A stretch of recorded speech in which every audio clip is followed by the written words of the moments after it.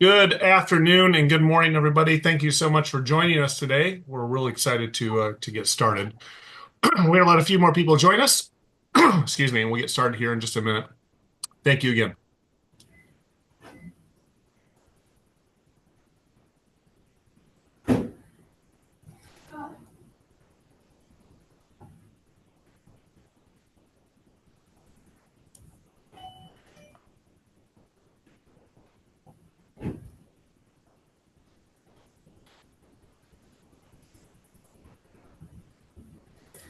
Oh, okay, yeah.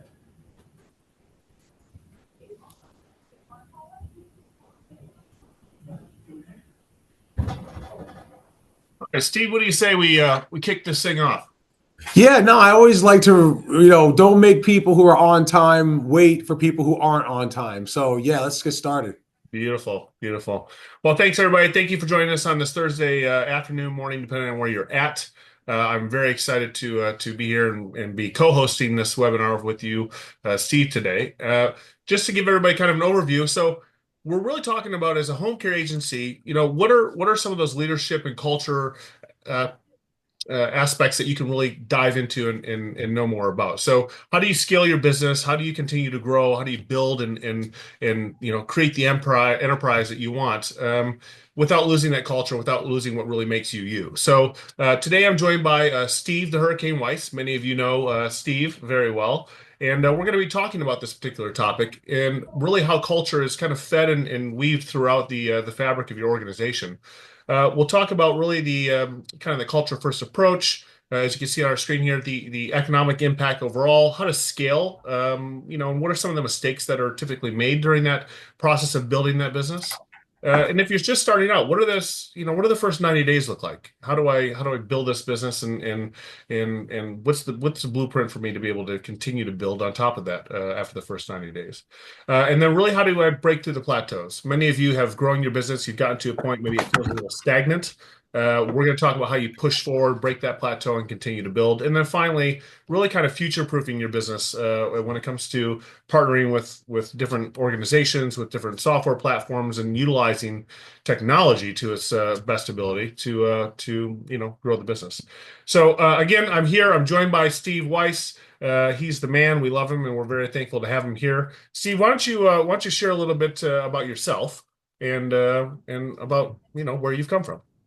Yeah, James, thank you so much for having me again. It's always an honor and a privilege, and I love getting to do these webinars. I love getting to do these podcast recordings and participate and talk about something that I'm known as an expert in, but it's because it's something I'm very passionate about and something that's been a part of my life for the last 20 years. It sounds crazy saying 20 years I've been doing this, but I've been doing this for 20 years now. I am no longer a young man. So, but it's just an honor and a privilege. I did have my own home care business for the first 7 of those 20 years. That's how I got the know-how. That's how I got the experience with it. I always talk about my company, Care Choice. I still have my clipboard. I still have certain tchotchkes from those days. I'm kind of sentimental like that. But that's where I got my experience, and something that I love to, when people consider, who's an expert. I want to listen to what this person's to say, whatever. I always say, look at what the person who you're listening to did with their business. So I will share that we grew my company, Care Choice, over $5 million in revenue, which is a master level business by today's standard, back when the national average price was $20 an hour. So if you were to adjust for inflation with the rate of growth, our business today would be doing in the ballpark of around $25 million in revenue had we continued to do it. So we were really doing some amazing things. And since then, when I started Hurricane Marketing Enterprises Home Care Evolution, we've worked with thousands of agencies in the United States. We're also in Canada, we're in Great Britain, the UK, and we're also in Australia. So we have clients internationally as well as in the United States, and we've helped our clients grow their businesses by billions of dollars. So I'm very honored to be here, and I got a wealth of knowledge to dive into with you, James. That you certainly do, and I've been fortunate enough to be able to attend some of your boot camps and seminars, and I'll tell you the energy that you instill into to those who attend, it's incredible, and obviously seeing the results after that's even better. So, thank you, and thank you for being here. I'm grateful for you joining us, and obviously being able to share some of that wealth of knowledge that you do have. So,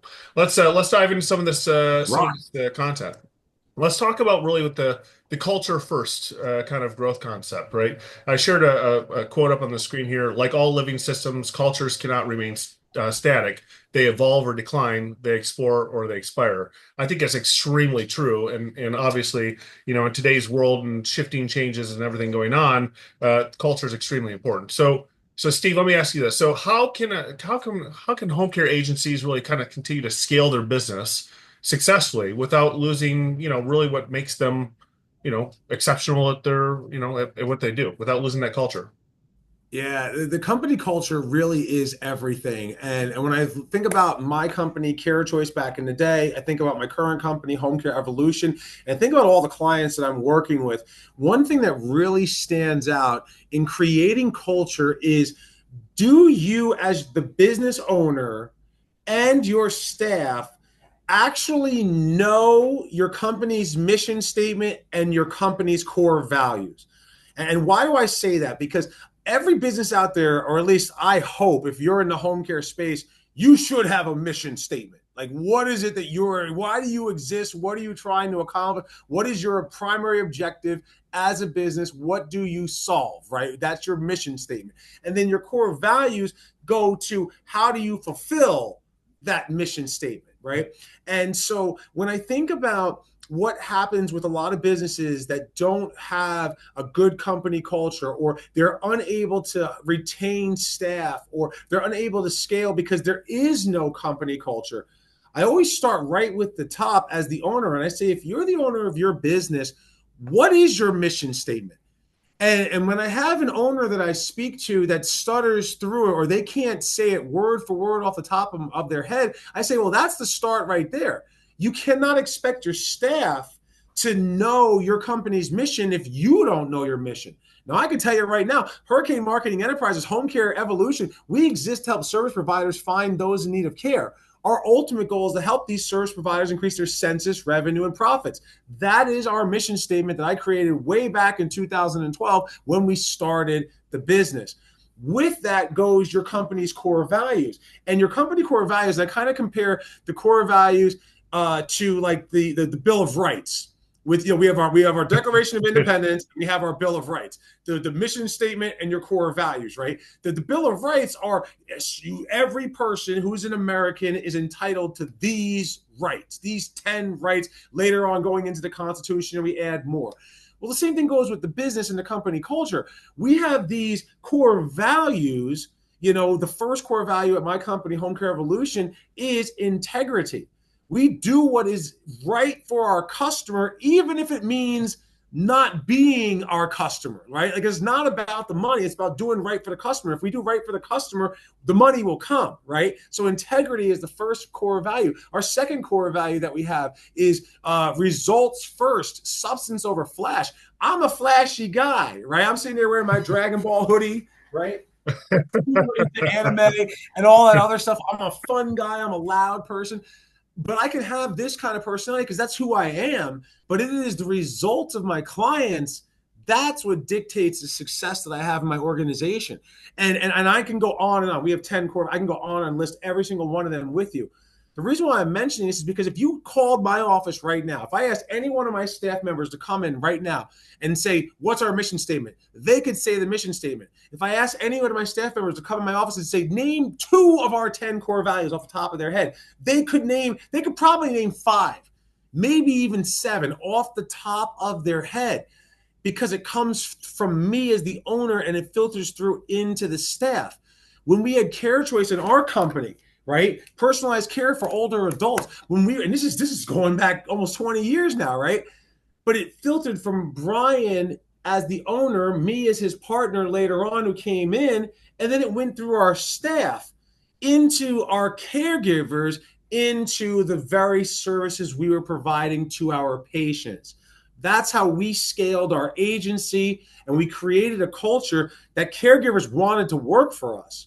And the staff, we didn't have turnover in our staff unless we as the owners parted ways with people. At Home Care Evolution, same exact thing. I can attract people to work for me, and people don't quit working for me. I do part ways with people if I have to make a change, but that's where you want it to be in your organization. And it all comes from that culture by being able to hire people who align with your mission statement and your core values. And I can go on forever about this, but I know that culture first comes from mission statement and core values. What am I trying to accomplish? How do we accomplish it? That sets the tone. And then we hire people who it aligns with their personal core values. Well, it's interesting, Steve. So I was thinking when you said something there, it triggered a thought in my mind. People don't quit their jobs, they quit their managers, right? And so to me, if you have turnover in your business, if you're looking at your business right now as an agency owner, somebody who's joining us on this webinar, if you're looking at your business and you have turnover of positions, take a look at really what's driving it. It's likely not the role, right? Because if the role is just described well as, the description and the job position, pays well, those types of things, the standards. If those are in place, they're all competitive, great. Now, if they're turning over and people are leaving, then that goes back to the manager. That goes back to your culture. And so I think that's really where you can start to recognize, okay, here's an issue I have. I need to start to address. How can I change this culture to have it be a long-term, almost family approach, right? Like you look at our team, same thing. Everybody's a family. We're all part of the same family. We'll do anything for each other. But that is a culture that we've instilled, within the business. So I appreciate that. Any other thoughts on this in terms of, yeah, go ahead. Yeah, because you're 100% right. And here's another example. Because again, we're speaking to agency owners, we're speaking to people who are in home care. So what are things that everybody can relate to? I could go to McDonald's, Burger King, Wendy's, Taco Bell, Arby's, you name the fast food restaurant. I can go there, and we know the workers there. You're going to get what you pay for, right? But why is it that the same workers, same education level, same compensation, but you go into Chick-fil-A, there's a difference in the level of service. That's company core values. That's company mission statement. Same person, but when they work at Chick-fil-A, it's a team, it's a unit, and everybody's on the same page. Somehow, some way, they get 200 cars through during lunch. Go to another scenario we know. Your local supermarket. You can go to Kroger. You can go to ShopRite. You can go to Publix or wherever you are in the United States. You have your local supermarket, and you know what that's going to be like when you go in there. Then you go into Trader Joe's, which is my favorite little quick in and out market. And you go to Trader Joe's, and again, same compensation, same level of education. So it's apples to apples. Yet you'll see the same workers work at Trader Joe's for years. I know several people on a first name basis for the last 5 years at the local Yeah. Trader Joe's around the corner from my office. And when I walk in there, if there's a lot of lines of people that check out, if you've ever been to Trader Joe's, somebody comes, they ring a bell. People who are stocking shelves will literally Go up front. leave the shelf, leave it, go to the front, open up a cash register, and get the wave of people out as Yeah. quickly as possible. Why do people have this jump in and this team camaraderie and this I want to help and serve? That's the company culture. Is they live by that mission and they live by those core values, and they hire people who love that. I love what you said there. You people quit a job. They don't quit a job. They quit a manager. Yeah. Right. If it's a good environment, people will stay because they're happy. You're never going to. Most people aren't going to become independently wealthy, but if they get up and they feel good about going to work, they'll work there forever because they're enjoying the work that they do. The culture sets the tone for that. That's right. And actually, it's funny because you said like you walk in and you see kind of the same people, right? I feel like any business I go into, if I continue to see the same people, I know that they have a strong culture, right? And so that's kind of shifting that back to the home care. That's the same kind of concept, right? If you have people turning over, somebody new answering the phone all the time, your caregivers are calling, they're getting a different person, what about so and so? That's a culture issue because those carriers are counting on that. Your clients are counting on that when they call in, they're going to get that person. So, go back if you're sitting there right now thinking about this, you're like, man, this is really something I need to work on. Great opportunity for you to really start reinventing or establishing, if you haven't yet, your culture in the business and around your team. Home care agencies, they have a really strong culture, especially around caregivers. You look at the retention numbers, of their business compared to the national average, it's huge. And Huge. same goes for their clients because now the caregivers have been around. You're retaining them. The clients then get the same caregiver, so it all works out well, and everybody's happy. So again, jump back into that, and yeah, I see. want to. I want to give. I always like to give people like resources, right? So I want to Yeah. give two books that I highly recommend people read if you want to help to build a culture in your organization and get better at managing your staff. The first book is Radical Candor, and it's by Kim Scott. Kim Scott is the former CEO of Google. So imagine having a business where you have 1 million+ employees, right? How do you manage all of those people? How do you create company culture and everything? Radical Candor will help with that. And then the other book that I love is A Framework for Understanding Poverty, and it's by Dr. Ruby Payne. A Framework for Understanding Poverty, Dr. Ruby Payne. And what I like about this book is this book, not that all caregivers are poverty, because all caregivers are not, but a huge portion, let's say 80% nationwide, caregivers are living at the poverty level or near the poverty level. They have a different hard wiring than your middle class working folks do. And when you have a better understanding of where they're coming from because of having read something like this, it makes you a more effective manager and build a company culture where you are literally helping people escape the poverty mindset. Phenomenal book that every business owner in home care should read. Steve, do you mind when you get a chance, email me the names of those? I'll include those in the follow-up email to everybody here who is attending, so they have it. And by Yeah, the way, everyone, so I'll there's a put it in the Q&A. chat too. What's that? Yeah, put it in the chat. That'd be I'll great. throw it in the chat. Also, everybody, so we have a Q&A that's in here, so feel free to jump in, ask questions. You can type them into the box on your screen there. At any point, we're happy to stop. We can answer those for myself and for Steve. Melanie's actually monitoring that for us, so feel free at any point to do that, and we'll be willing to jump in and answer. All right, great. So let's talk a little bit more about like how really in 2025 things are shifting, things are changing in the economy. What's the impact going to look like on the home care business, on business in general. So tell me a little bit, Steve, just in your opinion, like looking at 2025, what's the economy going to be doing, influencing our home care agency owners, their teams, their operations, morale, all that kind of thing. So it's so funny that we're bringing this question up because I feel like I've been answering this a lot lately, and I'm glad that we're doing it yet again. We're right through the very end of the 5th month of the year. So at the beginning of the year, there was a lot of uncertainty because there's a change in the White House, right? And whenever there's a change in the White House, that means there's going to be new policies and new procedures. And I'm not going to get political. It's just it is black and white. It is what it is. When there's a change in the presidency, there's going to be changes to policy. There's going to be changes to how the country is run. That's what it's going to be. Yeah. So at the beginning of the year, there was a lot of uncertainty. Inflation was very high. Inflation still is high, but inflation was very, very high. People were watching what they're spending, and that still is happening. While things are getting easier, like I just read something the other day, like the gasoline prices are lower now than they were a year ago today. And I see that the stock market has rebounded, and I see a lot of other things that are happening. I know that there was a bill that was just passed, and I encourage everybody to take a look at what was in that bill. There are some really good things. There are some things you may not be happy with, but that's politics, right? But read through it and understand what's in there. However, there still is a lot of uncertainty as to where people are spending their money. And so as a result of that, when we're speaking to our patients, because this is a private pay industry, right? We have to make sure that we have a bulletproof sales system, a sales process. And I've been talking a lot about this with my clients. I've been working with my clients on creating a sales process. And what do I mean by a sales process? I mean inquiry management. Somebody contacts your office, they fill out a web form, a contact us, an inquiry form, they call your office, whatever it is, where there's a process where we get on the phone and we speak to somebody. After we speak to them, we schedule a next step, and that next step is doing an in-person consultation. And it's important that we do the in-person consultation, not just give people what they're asking for on the phone. And you have to think about home care like you do a contractor work at your house. So James, if I called you and you're a contractor and I need my bathroom renovated, you cannot sell me that over the phone. You No. can't.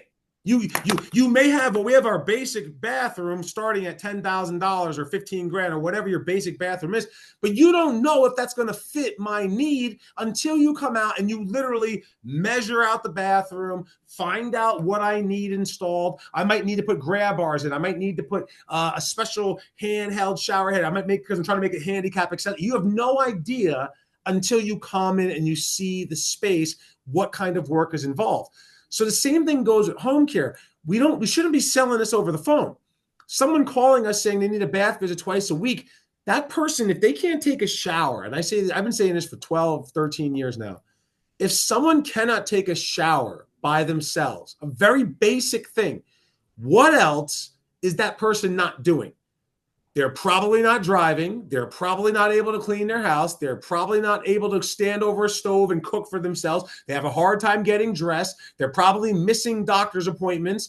And they're probably one incident away from a major medical episode at a hospital where, forget about a couple of days a week, a couple of hours a visit. Now the person might be lucky if they ever step foot in their home again after that major episode because they didn't get the right amount of care in place. We have to, as an industry, stop selling a shower visit over the phone. We need to go out. We are the experts. If you call yourself a home care agency owner, this is what you do for a living. You know what your patient needs to have a successful outcome and avoid hospitalizations. That requires a consultation. And we have to go out and assess the situation and see what's involved, just like the contractor, and then sit down and help the family and the patient figure out the right level of care that fits their budget with the goal of keeping the person independent. No one wants to lose their independence. I don't want people to lose their independence. But if we can get them the right amount of care when they're asking for a bath visit, give them what they need to remain as independent as possible and stay home as long as possible, that's a lot cheaper than having to move into an assisted living or a nursing home or have the major medical episode and now you come home and now you need 12 hours a day, 7 days a week. That's a much more costly expense than getting the right amount of care put in place. So again, people are watching every dollar that they spend. Go out from a true process perspective, assess the situation and sell what is needed to remain home safely that fits the budget. That's how you can deal with an iffy economy like we have right now today. Well, think about the impact of that, right? So everybody's trying to grow their business. And at the end of the day, people are they're watching their dollars, but they're looking for value. So in our business, there is a value that you can provide, right? The value is a caregiver comes in, provides services. But that value can grow over time if you do it properly. Meaning that if you were to go out and take the time instead of somebody else compared to other agencies, if your agency goes out and does that assessment, meets with them, puts a good plan in place, establishes a strong rapport, you get that client locked in, there's a potential for that client to grow over time. You don't know what kind of situation they have. You don't know if there's long-term care insurance somewhere buried in the background there that you can find out about and work with. You don't know a lot of those things. But if you're the choice that they go with and you've established that rapport, that turns into a long-term relationship. And I've seen that happen with, a client that starts with maybe 12 hours a week, but then ends up over time continuing to grow. And now you're, 24/7, maybe toward the end, right? But that's a long-term couple year client. It could be. So that all kind of pulls along. And the more that you do that, the more that you bring clients in like that, the more that you grow your census, the longer those clients stay, the bigger your margin, the bigger the profitability of the company. And obviously that helps to override some of the impact that economy can have on the business, right? Right. And I love what you said there too about you're building the rapport, you're making the trust, and you're talking about it during an economic time point. And something that I feel, and I was just in California last week, and I spoke at a conference, the California Association for Home Care Services and whatnot conference. And when I was at that event, I was talking about how if we're a private pay agency, and when we accept, multiple payer sources, but we're a private pay driven agency, that is our responsibility to have the money conversation. Yes. That's our responsibility. Like it really is. And I know a lot of people, a lot of folks in the home care space don't want to do it, but I'll tell you, the master level businesses, my company, I used to sit down with people and I would talk finances with them and say, and show them, if here are your options. You can sell the house, which is going to give you resources, and then you move into an assisted living. I don't want to do that. Okay. We could sell the house. If you have too much of a need for an assisted living, you sell the house and you move into a nursing home. I don't want to do that. Okay. So now the home care becomes a much more economical situation where you can get the care you need, you stay home, and there's different vehicles. We should be partnered up with reverse mortgage people. We should be partnered up with people who can help people tap into the equity in their house. This is why they have their house for this rainy day. As a matter of fact, I actually just talked to my wife about this the other day because I get very passionate about this. I have my retirement. I've already setting it up. I'm 44 years old. Thank God things are going well, and I continue to put into it. I got multiple resources, all this other stuff, and I'm building for my retirement one day. But I told my wife, I looked at it, I said, when one of us needs help, if one of us needs help, we're going to help each other. If one of us can't help each other, or one of us is gone and it's just the other one left over, I already taught my kids. I'm going to teach my kids, tap into the equity in our house. Yep. I have a life insurance policy, a whole life insurance policy that'll cover any debts that I have. I don't care if they mortgage the entire house and spend the entire equity in my house, which by the time I need help, millions of dollars, right? To pay for the care for me. I pass away. The kids get the money. They don't have to pay taxes on it anyway. Use that money to pay back the loan on the house so that they now have the house and they own the house. Yeah, like that's my plan, yeah. Right? So we have to be able to have these conversations with our patients. And it's worth sitting down with a financial person. It's worth finding a bank that you partner up with or somebody else and learning all of the things like what I just shared with you, my plan. It's worth the time to learn all of that because that allows you to sit down and speak about finances intelligently with people who are worried about running out of their money so that they can get the care that they need for the rest of their life and they don't have to worry about it. And God willing, they don't have to rely on the government for it because the government does change reimbursements all the time. Yep. So and I know I said a mouthful again, but this is a platform. There's 50 home care business owners on right now, right? Every one of them should have some kind of financial component to have that conversation because our services are not cheap. No. But a good product isn't cheap, and a cheap product isn't good. That's right. And I'll tell you, like when I would go into the homes to sit down, to do the assessment with the families, I had a financial worksheet that I used, and whether or not they ended up being able to afford our services or not, I gave them options. So we broke it all down. We knew what their options were, and then it was their choice. And that was a huge help for them because nobody else was doing that, right? Nobody was actually walking through the financial aspect of having the conversation with them and talking that through. So it was extremely helpful. And it honestly provided a ton of value. A lot of times you go in, you do an assessment, and they go somewhere else, and they use another business. Well, it may be cheaper, but then they figure it out like, oh, this is not the kind of service that I'm going to get from James and his company, right? So like that's the kind of stuff that's value you can provide behind. And honestly, if you have a team of care managers that go out and they do the assessments, and you have a worksheet or you don't, create one and walk through that and train them how to use it because it's sometimes it can be awkward for those care managers also, right, to have that conversation. So if you help them, you train them on how to utilize that information to provide value to those potential clients, you're going to get more clients and they're going to feel comfortable talking about it with a huge value on the end of it. So it's great. James, what you said was brilliant. Like I want to recap that for the audience, right? So what you just said by going this extra step, this is an extra step.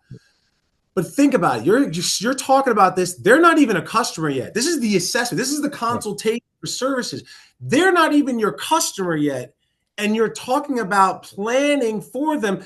That little bit of education right there builds one thing, and that's called trust. Yes. They trust you. They will sign up with you. And then you do what you do best, which is help them stay out of the hospital. Couldn't have said it any better. Yeah, love that. All right, so talk to me a little bit about, let's talk about kind of building the business, right? So scaling the business. A lot of folks on the call, and those who will listen afterwards, they're all trying to build their business. They're all trying to continue to grow. But obviously, there are mistakes that are made. Your expertise in the home care industry, having owned a business, and also now, having coached and worked with a ton of owners out there, there's some mistakes that are made. What are the most common mistakes that you see agency owners kind of fall into as they're trying to kind of build that business, scale it up? What are some of the big ones that stand out to you? So there's two that really jump out, and they're not exactly what most people would say. So I'm glad I love this question here because it's something that, as the consultant who works with people, I see these two things. The first one that I see in home care business owners, that's a very common theme for not all, but a large majority. Like let's say like 60%, right? They get stuck into what I call analysis paralysis. Mhm. Yeah. And so they don't make decisions, or they take a very long time, too long, to make a decision. They got to get everything perfect. I got to get all of my ducks in a row. Now, I'm not talking about shortchanging compliance or anything like that, but you do not have to get all of your ducks in a row before you start taking on patients. You do not have to get all of your ducks in a row before you start advertising and marketing and sitting down with people, right? There are certain aspects of this business that as you're scaling, you can scale on the fly. You can grow on the fly. But when you get stuck in this analysis paralysis, the business isn't growing. You're not making any revenue, you're not helping anybody, and you're not getting work for your caregivers. Everybody's losing. So don't get stuck in this perpetual analysis paralysis. And I'm guaranteeing out of the 50 people on here, there's 30 people like, oh my God, he is speaking directly to me, right? Because people know, I know I have to do something, but I'm not sure what to do. And then it'll be September before you finally make a decision and you've wasted the entire summer, right? That's what I'm talking about, that analysis paralysis. The second thing that I would say is a commonality with it is this is definitely one of those businesses, and we don't do either of these things on purpose, but it is what happens over and over again. We have this dream of running and starting this home care business and scaling and growing it. But then as you start taking on more people, as you start getting more caregivers, as you start getting more staff to help you run it, this business specifically has a habit of running the business owners instead of the owners running the business. And that's everybody. Like there's maybe 5% of people out there are actually running their home care business. The other 95% of the people listening right now, your business is running you. You Yes. come in on Monday and this is what I plan on doing, but somebody died. Somebody's in the hospital. This caregiver wants to quit. This caregiver is out on workers' compensation. She hurt her back and now she wants to sue me. And this business has a habit of running you instead of you running your business. Now, how do I avoid that?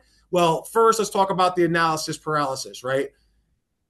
What I always say, if you're going to do something, whatever it is that you're going to do, whatever your problem is that you're trying to solve, instead of overanalyzing and not making a decision, find a solution. When you find a solution that you like, sleep on it one night. Just one night, because this is a problem. This is something that you're trying to solve and you can't solve it. Find a solution, sleep on it. The next day, if you wake up and you feel that this is a good idea to do, pull the trigger and move forward, right? The worst thing that can happen is it was the wrong decision and you can still course correct later on. But if you don't make a decision, you are putting off your suffering and misery for months, maybe even years. So research, find whatever it is that can help you with your challenge and problem.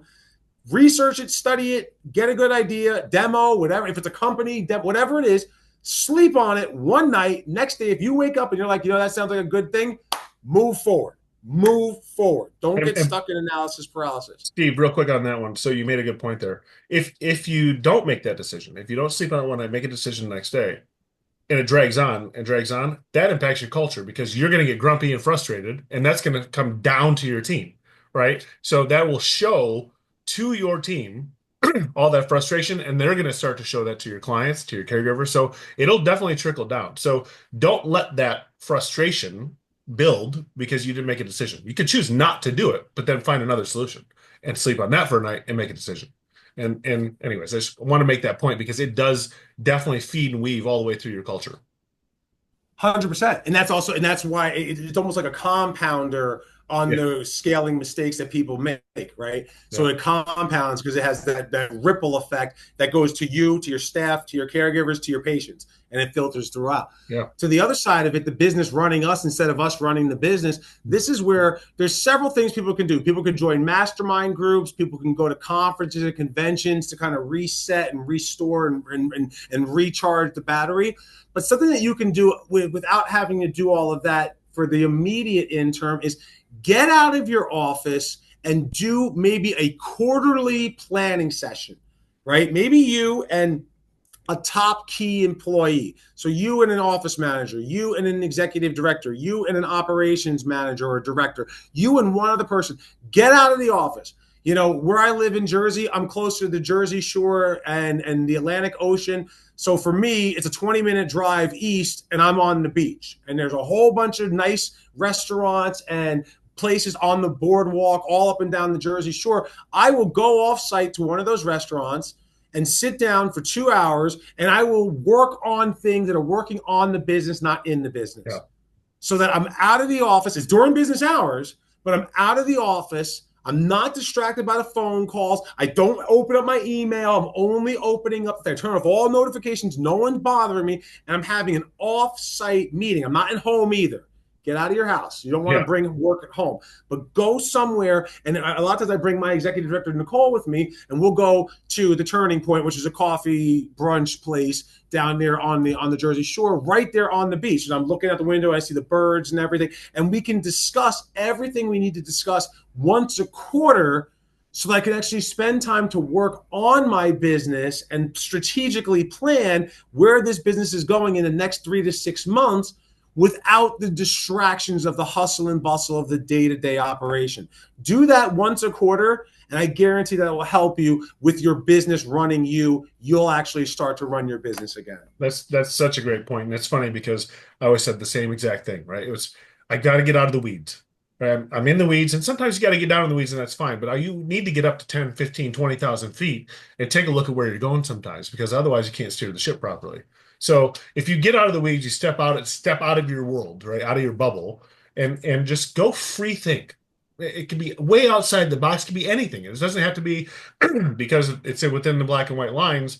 Get outside those lines, get outside the box, start to think about like what are things that we can do to create a better culture, to create a better experience. Where do I want to advertise? How do I want to grow? Just get way outside of those typical things that you would think of. Get creative, because the creativity will lead you down that path that actually ends up back in between the lines again.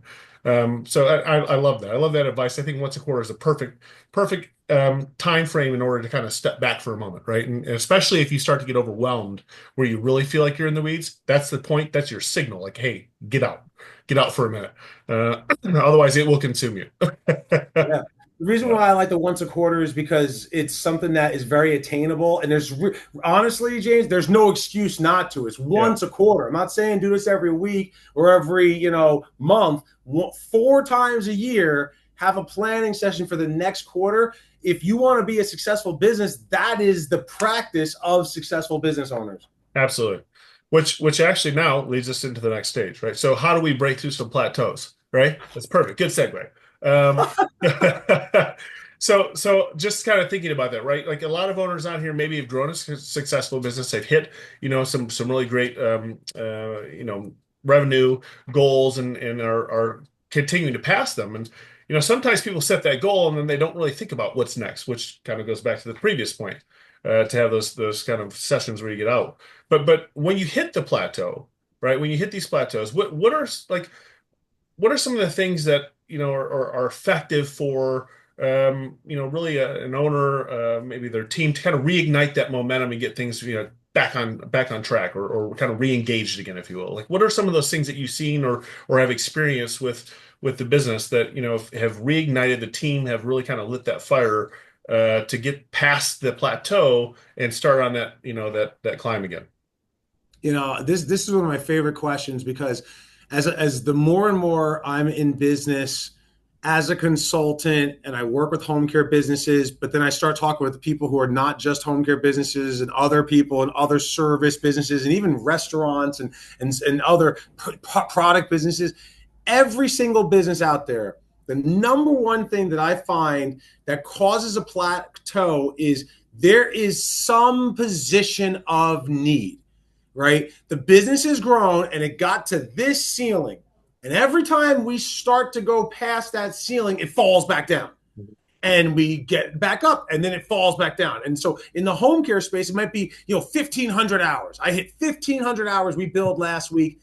And then it goes back down to 1,200. And then we get back to 1,500. And then it goes down to 1,300. And then we get back to 1,500. Then it falls down to 1,000. And then we get back. We can't break that plateau. 2,000 hours, 2,500, 3,000, whatever it is, there's always this ceiling. And what in every instance, when I've helped somebody break through, it was hiring that next position of need. The reason why you reach that plateau is there's not enough help to do it all. And we need someone else. Now, what is that specific position? It varies based on what we have. But I will say certain positions that break plateaus are care coordinators, who is like a field supervisor, manager of the caregivers.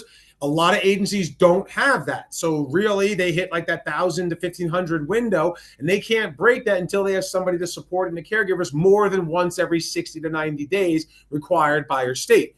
So if you get somebody who's going out there managing that caregiver 2 to 3 times a month on a visit, that will help you to maintain your clients so they stay on services for longer and you'll bust through that plateau. But that's a position of need. Another position of need that people have is hiring a business development professional. When do I hire them? And when do I hire a second one? Some people, if you're sales enough and you have good sales background yourself, you could probably get to 1,500, 2,000 hours without a business development person. But to get past that, you're going to need one. When do you bring on a second one? 3,500 hours, 4,000 hours a week, and what does it look like? The other thing I'll say with both of those positions and the other two that I'm going to get to in a second, when you hire these positions, don't hire for where your business is at today. Hire it for where you want the business to be, which, yes, that may mean hiring somebody at a higher salary than I want to hire, but they're going to take you to where you want to go and they're worth it because you're not hiring for somebody who's at your 1,000 hours. You're hiring somebody who's going to get you to 3,000 hours. All right. The next position of need that I would throw out there is a really good scheduler, right? And a lot of people aren't sure, when do I add a second scheduler? I don't want to ruffle the feathers of my current scheduler. How do I bring in another scheduler? 2 ways to do it. One way to do it, hire another scheduler and she just manages a certain amount of business while your main scheduler maintains, say, 1,500 hours. And then we're going to take 500 hours from her and give it to the second one and get her up to 3,000 hours. And now you got 1,500 hours each. That's one way of doing it. Another way of doing it is you have your primary scheduler who's amazing at what she does, but she just can't do it all because it's too many patients, too many hours to be scheduled and managed. So let's bring in an assistant scheduler underneath your main scheduler, and she's delegating certain responsibilities to somebody who's assisting her in managing the schedule. Either way, it doesn't matter. It's what's best for you, your company culture, the scheduler you have, etc. But that's how you can bring in that scheduler. The last key component, and let's say this is for businesses in that 3 to 5 million range. If you want to get to master level status, you have to have an executive director. The business owner cannot manage it all by themselves. It's too much responsibility. At that level, you are no longer running your business is running you, which is what we said on the last slide. Having that executive director, it's almost like the CEO and the president. You're the owner, you're the CEO. You guide and take the business to where it's going. That's working on the business. The president, executive director, they manage and run the day-to-day operations. When you remove yourself from the day-to-day, because this person now has replaced you in there, again, this is a big salaried person. That's why I want you to be at that 3 million plus. But that will get you over the $5 million mark. Then you start to bring in executive level leadership, which gets you to 10 million and so on and so forth. But that's how you break plateaus. What is the position that we need? Who do we hire? And how do we bring them into our organization? It's funny because, excuse me, somebody shared an analogy with me once and I thought it was really great. So from a business standpoint, you have your manufacturing line, right? And that manufacturing line at full speed can produce X, whatever X is, right? So as that manufacturing line gets to 75% capacity, you open a second manufacturing line. So as that one fills, the second one's going, and a third one, and a fourth one. And as you do that, you need directors to oversee the team. You know what I mean? So that's how I always looked at it in a very, it kind of ties what you just gave as an example. You have to look ahead. You've got to hire ahead. And a lot of the owners I've worked with in the past, same kind of concept. I had owners that would go up, they grow and then they plateau, then they grow, then they plateau. And every time they start to grow again, it was because they made a hire. And then I had those owners that had a consistent line of growth that really never staggered. It was just constant. And it's because they always hired in advance of the need of that role, right? They didn't wait till they needed it. They did it beforehand. So that planning makes a huge difference. So that's phenomenal. Thank you for that, Steve. I love what you said with the 75% too. That's great. So when you get to that 75, 80% Yep. capacity, that's when you hire. Don't wait till you're at 100% Right. because then you're scrambling. Yeah. When you scramble, you tend to hire knee jerk as opposed to hire the right person. You want Warm to hire body. the right person, do it proactively. The quarterly meetings will Yeah. definitely help you to identify when to hire beforehand. But I love what you said, Yeah, James. because you got the That was time, you got to beautiful. find them, you got to interview them, you got to hire them, you got to train them. Like there's a lot of time that still goes into that. You honestly like a 4 to 6 month period to really get somebody on like full speed ahead. So think about that. Like you need to start hiring well before that need actually comes into play. Yeah. Correct. All right, so for those owners that may be new to the business, right? Like maybe they're a little newer, they're getting ready to start out, maybe it's a second business or second, agency they're trying to open up location. Like looking at the first 90 days, like what the blueprint of this, right? In simplicity format, if you were going to launch a new one today, what would your first 90 days look like in terms of, really creating strong leadership and culture alignment, starting off at day one?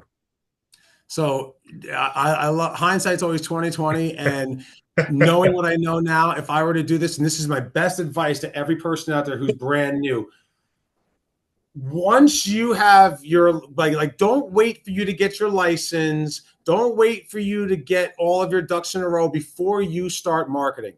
From day one, once you get the name and you get the logo and you get the approval of the business started, start marketing while you're filing for your license, while you're getting your liability insurance and you're getting all of your compliance, while you're getting, don't wait until after you get all of that stuff done before you start marketing. Start marketing as soon as you got the name and you get it done, because it takes 3 months to start generating leads, to start generating a presence in your community so people are aware of you. Think about it this way. If you start marketing today and it takes you 90 days to get your license, by the time you get your license, now you actually have people that you know that you can invite to the grand opening of your business. You don't even have to take it. You can be out there going to chamber meetings, going to networking events, going to hospital vendor fairs, and all of these things. And you don't have to take a patient because you can't, but you're making relationships. You get your license, you can plan your grand opening for 30 days after you get your license, and you now have an entire network to invite to your operation and say, hey, we're open for business. We can take patients. You start getting referrals immediately. So if it was me, I personally would start an agency that was a specialty agency. I wouldn't even focus on every diagnosis. There's enough competition in my area. I don't want everything. I personally would go after stroke patients. That's my expertise. My mother had a stroke. I dealt with more stroke patients than any other type of patient when I had my agency, Care Choice, back in the day. I would be the stroke specialist, and I would go to all of the hospitals, all of the rehabs, all of the assisted livings in every single place and say, we are the stroke specialist, stroke specialist, stroke specialist. There is not a single agency in my area that can say they 100% focus on stroke care. So it's a differentiator. It also is something that is unique, and people will be like, oh, And even if people have a relationship with another home care company, being that I specialize in stroke, they may refer their stroke patients to me and every other patient to someone else, and that's fine with me. Stroke is the number one cause of long-term disability. People who sign up on services who have a stroke usually use services for the rest of that person's life. Yeah, So I get it set up, and it's a lot of hours. There's a lot of things that factor into it, but that's what I would do if it was me starting over today. love that. It's be a subject matter expert, right? And you have a little niche, and like you said, stroke's great because that's long-term clients and a lot of Yep. hours. So that's good business, good profit. Good. All right. So, and kind of just, rolling into our last piece here of what we want to talk about. Um, Looking at businesses. So how can an agency owner, as they're, preparing or want to kind of, build the business, continue with the culture, how can they adopt and bring in, um, technology, right? Automation services, just different types of offerings that are out there now, right? Because we're very human related. Like our business is a human business, right? We are a personal business. We're in front of people, like we talk about assessments, caregivers, but there's a lot of the business that's kind of manual process. It's a lot of wait, in my opinion, wasted time, right? It's stuff that I can have technology take care of to have my team really focus more on the important pieces of the business, which is our clients and our caregivers. So just kind of looking at the business as a whole, looking down the road, we've got a lot of platforms, we've got a lot of technology, AI stuff going on. What are some of the things that you could do as an agency owner to, start to adopt some of this technology in your business and really kind of future-proof that for you? And again, by the way, when you do these types of things, it adds to your bottom line because typically the technology costs less than a human person in your office to take care of some of this stuff. So that cost savings goes directly down to your bottom line and makes you more efficient. But what are some of the things that you kind of think of, Steve, just top of mind in terms of you know adopting technology into the business? Yeah, no, I mean the biggest. I'm on the board of directors for two different companies. Envoy at Home that places a device in the house that monitors people's movements through the house, and there's a whole AI component of it. And then I'm also on the board of directors for CareLink 360, which places a device in the house that the caregivers interact with the patient on to check cognitive function and report real-time updates, video chats, and everything else. And so should you have technology with your agency? Absolutely, yes. Kind of to that analysis paralysis I said at the beginning. Find one that's good for you and make the decision and move forward. This shouldn't be something that you sit around and sleep on because you got to have something that you integrate with. So shop around, find one that feels good for you, sleep on it overnight, pull the trigger, move forward, and integrate it. On the adoption of it, though, to that bringing it into your business and bringing it into your culture, this is the part that agency owners have got to be very careful with, because I've seen it happen too many times where we adopt the technology, we bring it into our business, we're really excited about it, we focus on it for 2 weeks, a month, we start doing everything, and then as the owner we get pulled in other directions and we stop the effort and we stop driving people using it. And then all of a sudden 6 months goes by, and then we go back and like, so tell us what's going on. And we log into the software for the first time ourselves, and then we realize that no one else has done it since we checked out ourselves, right? So the business kind of goes where we go with it. So this is one of those things that when you decide to integrate technology into your business, whatever it is, you have to commit to it and lead by example and make sure that everybody else is committed to it and following through. And it's not that you're trying to be rude, you're not trying to be the bad boss or the taskmaster whipping them into shape to make them do something. It's if you decide to bring this technology into your business, that's to provide a better outcome for your patient. So ultimately, your patient will have better quality care from you because of this technology you're Yes. bringing in. So you Yeah. have to make sure your people are doing it. You become proficient in it. You ensure your people are proficient in it. You ensure that they stop doing the old technology that they were doing and they're focusing on the new ones. If there's like one, like a software, for example, you replace one to the other, get rid of the old one so that now they have to live in this new one when they're ready. And you really have to lead and recognize this isn't a 2 week to a month thing. And I love all of my technology partners out there. I love all of them. They all say, oh, yeah, in a week or two, we can do this and that, whatever they tell you it takes. Anticipate it's going to take 3 times that It's true. to actually do it. Yeah. If they say a month, 90 days. They say 2 months, that's 6 months, right? But either way, be ready to commit 3 times the time that they suggest to it. And ultimately, it will become standard operating procedures and your business will thrive because of it. That's such the truth. And it's funny because when I left the actual home care agency piece of it, and stepped into the technology piece, that's exactly what we were trying to accomplish is how can we create, like I always saw for my schedulers and my hiring team, like it was such a pain because they were always chasing people down, trying to get credentials. Like there's so much time they were just constantly wasting on mundane stuff, like just really was pointless that they didn't need to. I wanted them to focus their time on the interview. Like when you're interviewing these candidates for caregivers, like I want you to not only check the boxes of skills that they have, but who are they? who are they as people? What do they enjoy doing? Get deeper into that conversation with them and build a stronger profile, because then I can match them up with the client really, really well. And when I have that match just right, we know that the retention on both sides is going to go up. Carrier's happy, client's happy. It goes on for much longer. So, and that's why we created Engage, was really to do that. Take about 80% of that hiring process and automate it for them, so that they can focus that time where it's important to help the business grow. And so, I'm sharing some of the key things up on the screen now about what Engage does. And by the way, guys, like we're all from the home care world. This is what we did. We built Engage, with home care owners and their team members, specifically for that full recruitment, hiring, apply to hire automation, to take a lot of the stresses that the hiring team are going through, and wasting a lot of time on, frankly, off their plate, to give them more time to really dedicate to those interviews and the carryovers. And I'll share a little bit more about engagement, but Steve, before we do that, I want you to be able to share a little bit about, what's coming up. What do you have in the business? What are some of these, if these owners want to know more about, hey, how do I reach out to Steve? How do I, understand more about what his offerings are in the business? Maybe you can share a little bit about that. Yeah, no, thank you so much, James. I appreciate it. For everybody, this is the Referral Masters Boot Camp I have coming up. You see the picture of Statue of Liberty there because it's right here at Newark, New Jersey, which is at the airport, right at the airport, which is 4 miles from the Statue of Liberty. So I recommend coming in. It's a Wednesday, Thursday, Friday. Get the training, get the boot camp, and then go to Manhattan, see a Broadway play, see the Freedom Tower, go visit the Statue of Liberty. It's going to be incredible. We already have over 100 businesses registered and confirmed for the event, and it's 7 weeks from now. So I know we're going to be at that 150 cap real soon because there's only so much space in the hotel.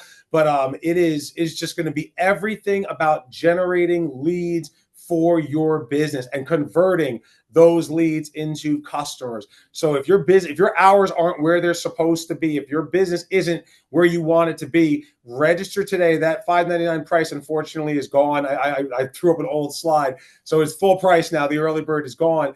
But you see this little QR code here for everybody. That QR code is something I'm going to give all of you a free complimentary strategy session with one of my staff members who can go over what is going on in your business, how to overcome the plateaus and the hurdles and the challenges you're facing. Scan that, and you can have a free strategy session with one of my staff members, and we'll help you out. So we'd love to have you at the boot camp, and I know Engage is going to be there, so I'm excited about it.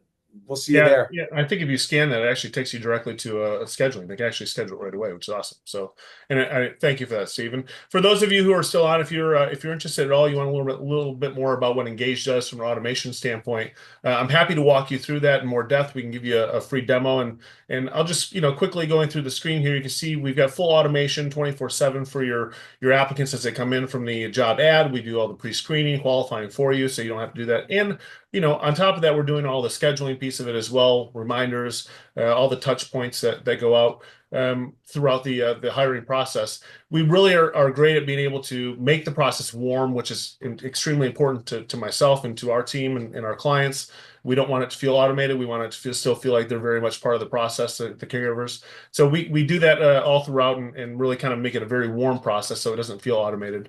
But we can do everything that you would ever think of, from apply all the way through the hiring process, including digital documents, e-signatures, all the scheduling. We get full analytical dashboards that break down how your dollars are spent, and what's performing the best from a source standpoint. So if you're interested in more, go ahead and scan the screen. You can visit our website as well.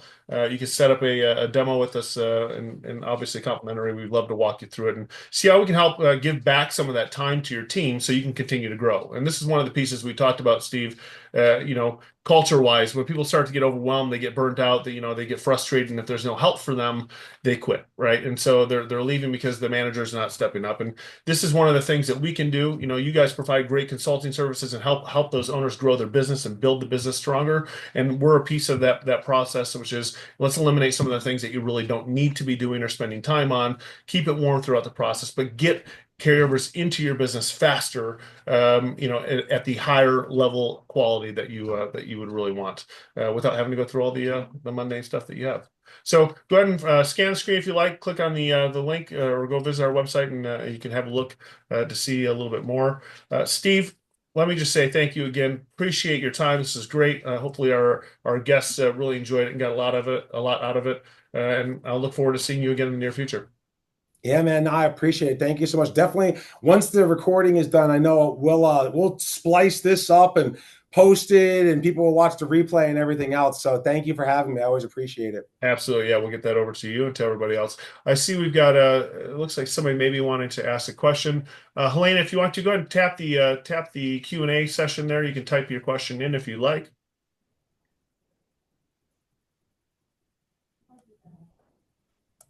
We'll give it a moment. And if not, Helene, if you'd like to, go ahead and you can email me as well, james@engage.com. I'm happy to share. Oh, got it. Shoot it by accident. I had by accident. All Okay. right. Beautiful. Hey, everybody, have a great rest of your Thursday and end of the week Friday coming up soon. Steve, thank you so much for joining us, and everybody take care. Thank you. Bye.